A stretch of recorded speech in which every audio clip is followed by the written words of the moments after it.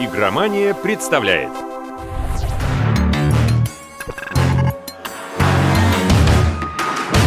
Жанр Tower Defense — это лемминги наоборот.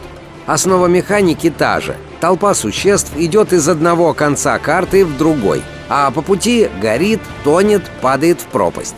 Разница только в том, что в Tower Defense мы играем за пропасть. Вы — главная причина высокой смертности в игре.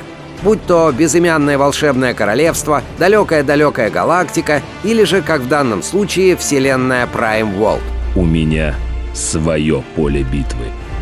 Prime World Defenders отличается от коллег по жанру в первую очередь очень глубокой проработкой. Отличная графика, ролики в стиле комиксовых заставок, а сама игра пестрит небывалым для жанра количеством возможностей. Базовая механика проста и привычна для жанра.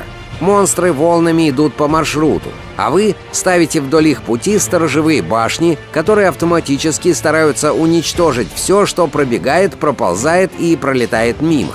Если больше 20 врагов дойдут до конца карты, все заново.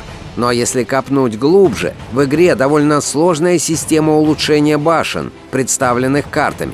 Если у вас есть лишние карты, за их счет можно усилить башню, либо поднять ее на новый эволюционный уровень, объединив несколько одинаковых карт башен.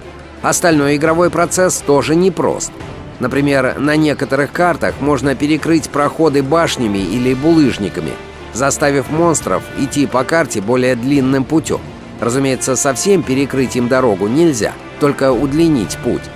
По специфике мира Prime World игра не могла обойтись без магии. Магия реализована в виде карт заклятий. Их можно бросить на любую клетку в любой момент, но после каждого использования заклинание будет перезаряжаться все дольше и дольше, вынуждая игрока разнообразить ассортимент активного колдовства. Карты магии тоже поддаются всевозможным улучшениям, а здорово прокачанный герой-маг может взять с собой в бой сразу несколько заклинаний, используя их по очереди. Справедливости ради, шероховатости в проекте тоже хватает.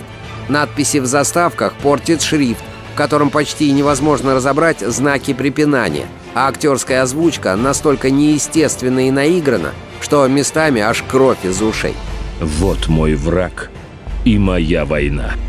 Но, несмотря на это, игра Prime World Defenders — это продуманный, глубокий и красивый Tower Defense. Симпатичный внешне, богатый тактически и даже с сюжетом, что для жанра как минимум редкость.